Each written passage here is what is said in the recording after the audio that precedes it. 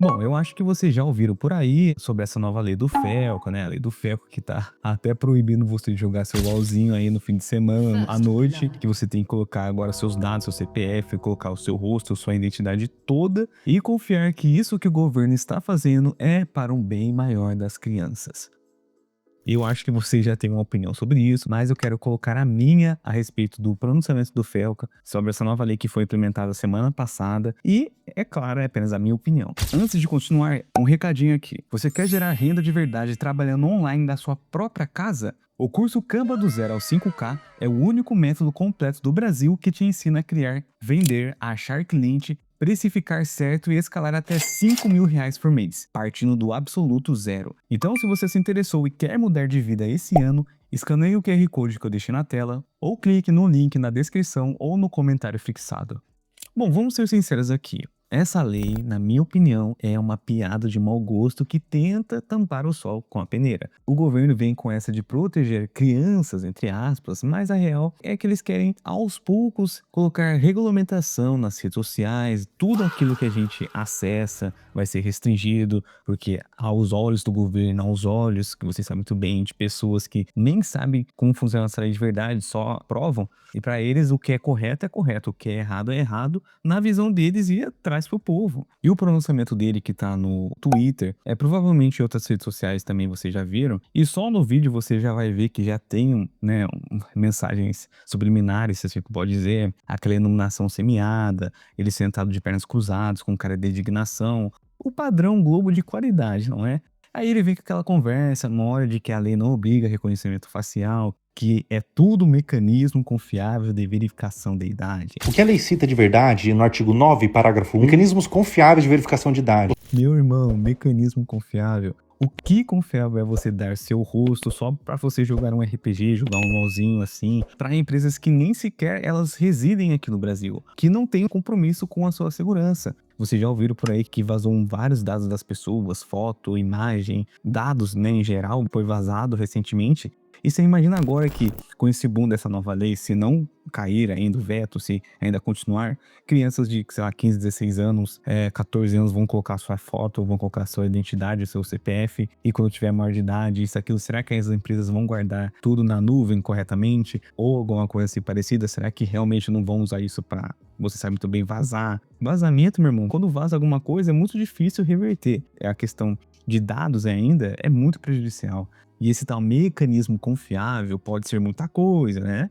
E aí vem a pergunta real, o que é confiável? Porque na prática, mano, o que tá acontecendo é que você vai precisar do seu CPF, sua data de nascimento, o seu rosto, para plataformas que nem sequer tem sede aqui no Brasil. E qualquer empresa que opere aqui, mesmo sem sede no país, pode solicitar seus dados para cumprir esse mecanismo.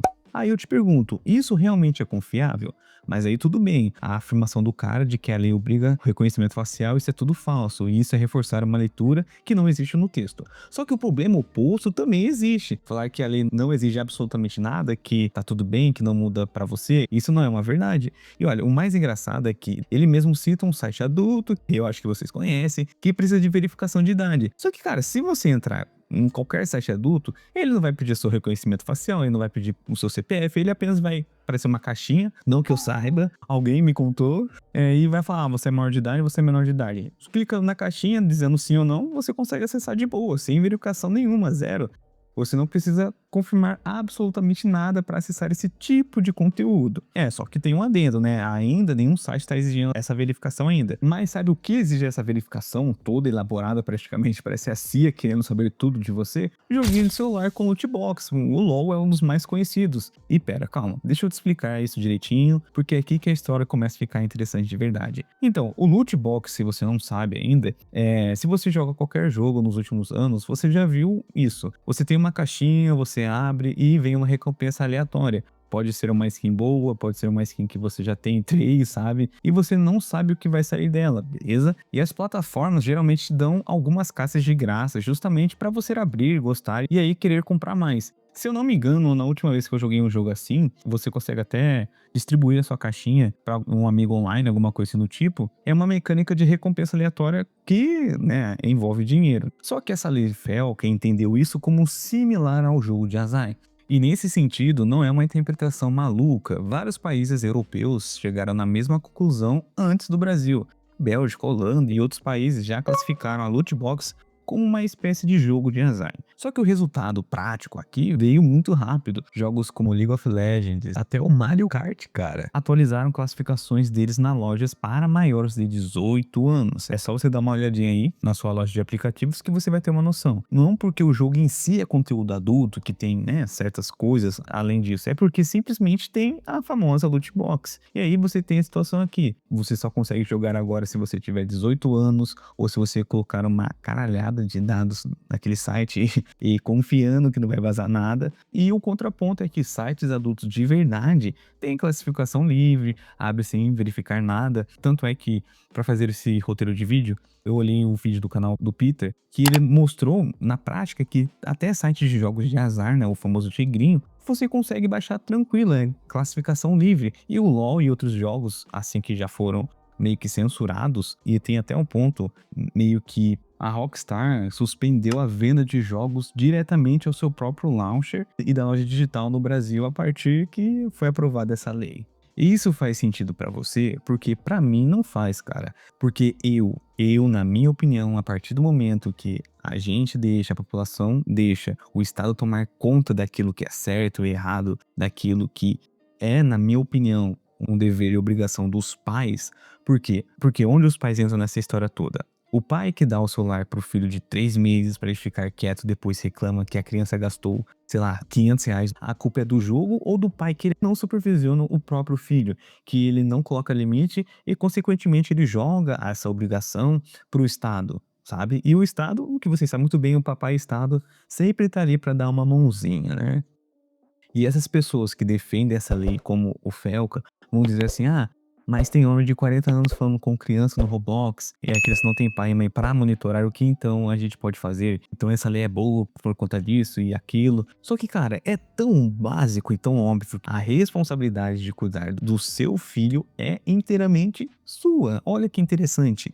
Não do Estado, não do jogo, não do Roblox, não do League of Legends. É uma sacanagem, cara, que precisa de lei pra mãe e pai agir como um pais com responsabilidade. E a cereja do bolo é a hipocrisia. O governo proíbe loot box, né, em jogos, dizendo que é cassino pra criança, mas por que então o cassino é liberado normalmente aqui no Brasil? E deixando claro que eu não estou falando mal, porque já é regulamentado e os caramba. Mas porque se um pode, o outro não pode? E, na minha opinião, o público infantil tem muito mais acesso a cassino, porque tudo aí eles conseguem ver, né? Tanto no futebol, isso e aquilo. E porque a criança pode baixar um tigrinho, que eu falei pra vocês, na Play Store, e gastar o dinheiro do pai lá, mas não pode, sei lá, comprar uma caixinha no Lootbox.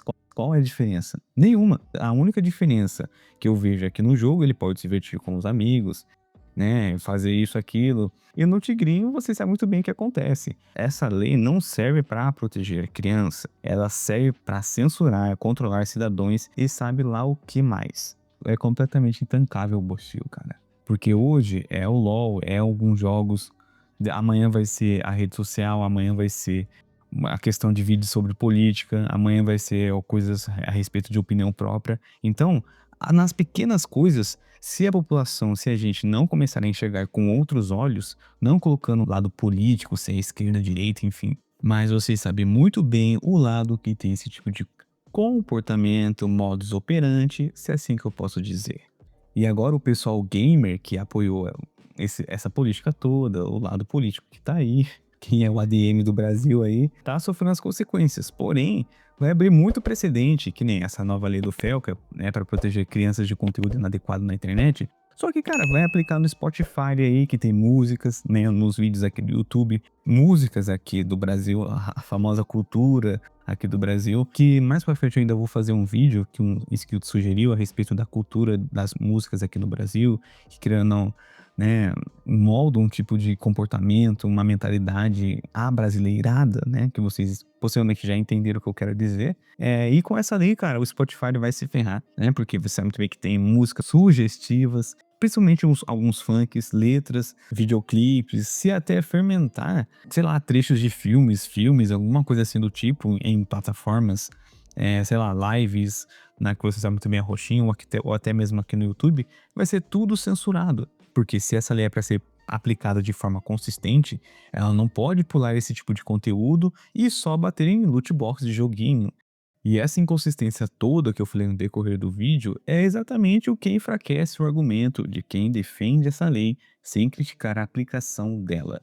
E voltando ao FELCA, que o tema principal a respeito dessa nova lei, que leva o nome dele, e ele faz grande parte nessa implementação toda, é que, cara, se você reparar naquele depoimento dele, daquela fala dele no vídeo, ele diz que fica feliz com a luta, que a ideia vem de um lugar positivo, que é um apelo da sociedade, mas que, entre aspas, quando o político toca a mão numa coisa, vira sangue, e quem vai aplicar a lei são pessoas obcecadas com poder. Quando o político toca a mão, vira sangue. Então não bota a mão no fogo. Quem vai aplicar a lei não sou eu, e nem você, mamãe ou papai, mas sim pessoas que têm obsessão por poder. Você confia? E ele não confia nisso, né, que vocês acho que entenderam a respeito do tipo de político, do tipo de pessoas que querem, né, mudar essa lei, trocar essa lei. Tudo bem, é uma posição que vem dele, é uma opinião dele. Só que o problema, na minha concepção, é que ele diz isso depois de ter feito um vídeo defendendo essa lei e pouco depois ter recebido um cargo numa grande emissora. E aí as pessoas começam a ligar os pontos. Eu não vou dizer que sei o que aconteceu, porque eu não sei, mas entendo por que as pessoas questionam. Porque é padrão, cara. Faz um vídeo, recebe o cargo e no final do vídeo sem isento dizendo que não confia nos políticos e nos políticos em questão. É uma narrativa muito bem construída, sejamos sinceros. Você tem que admitir. Iluminação certa, postura certa, tom certo, funciona bem. Só que, para quem leu o texto da lei e ficou com essas informações na cabeça, não cola tão fácil assim.